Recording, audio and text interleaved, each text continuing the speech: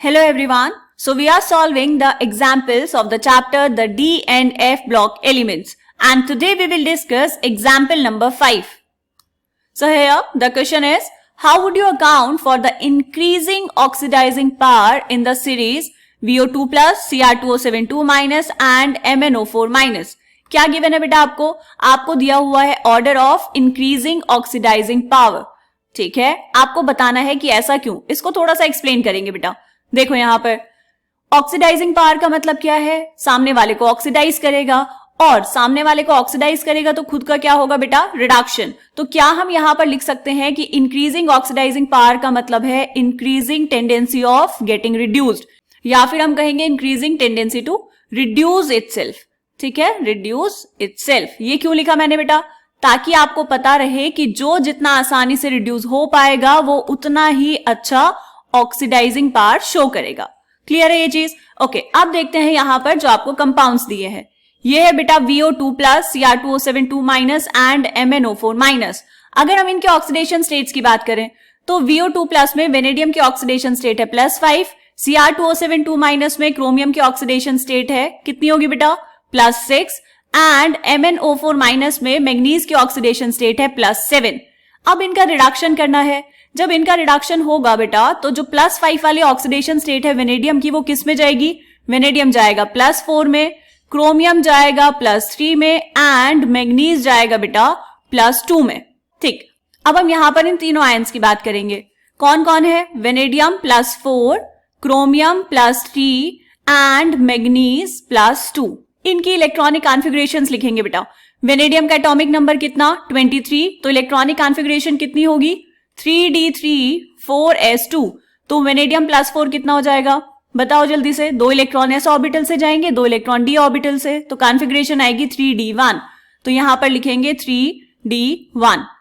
Next है बेटा Cr3+. Chromium का एटॉमिक नंबर होता है 24, electronic configuration is 3d5 4s1. So chromium 3+ बनाना होगा तो क्या होगा? एक इलेक्ट्रॉन जाएगा s ऑर्बिटल से और 2 इलेक्ट्रॉन जाएंगे d ऑर्बिटल से. तो ये कितना हो जाएगा बेटा? 3d3. तो यहां पर आएगी 3d3 कॉन्फ़िगरेशन.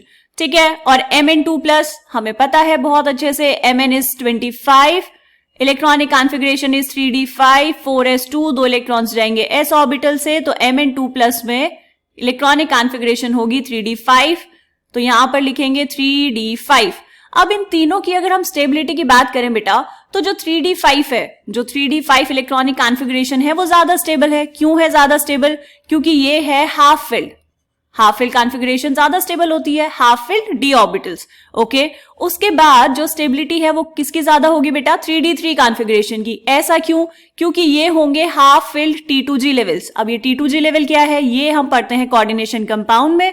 जब d ऑर्बिटल्स की स्प्लिटिंग होती है बेटा तो वहां पर 2 सेट बनते हैं ऑर्बिटल्स के. एक होता है T2G ऑर्बिटल सेट और एक होता है EG orbital set. Right, T2G में 3 ऑर्बिटल्स और EG में 2 ऑर्बिटल्स. तो D3 में क्या होगा? जो T2G वाला ऑर्बिटल है ये हाफ फिल्ड होगा, इसीलिए D3 स्टेबल है. और सबसे कम स्टेबल कौन होगा? 3d1.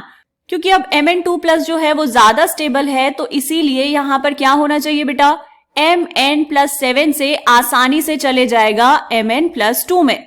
मतलब इसका रिडक्शन पोटेंशियल ज्यादा है, और इसका रिडक्शन पोटेंशियल ज्यादा है मतलब इसके रिड्यूस होने की टेंडेंसी ज्यादा है, और इसकी ऑक्सीडाइजिंग पावर भी ज्यादा होगी. बात समझ आ गई बेटा? तो हमने यहां पर क्या किया? बात की है इलेक्ट्रॉनिक कॉन्फ़िगरेशंस की लोअर ऑक्सीडेशन स्टेट्स में.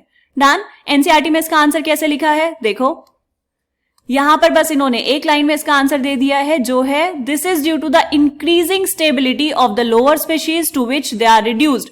ऐसा क्यों है बेटा? क्योंकि ये जो लोअर स्पीशीज हैं जिनमें ये रिड्यूस्ड हुए हैं वो ज्यादा स्टेबल्स हैं, उनके स्टेबिलिटी पर ये डिपेंड करेगा. अब मिलेंगे नेक्स्ट एग्जाम्पल में, तब तक के लिए बाय बाय.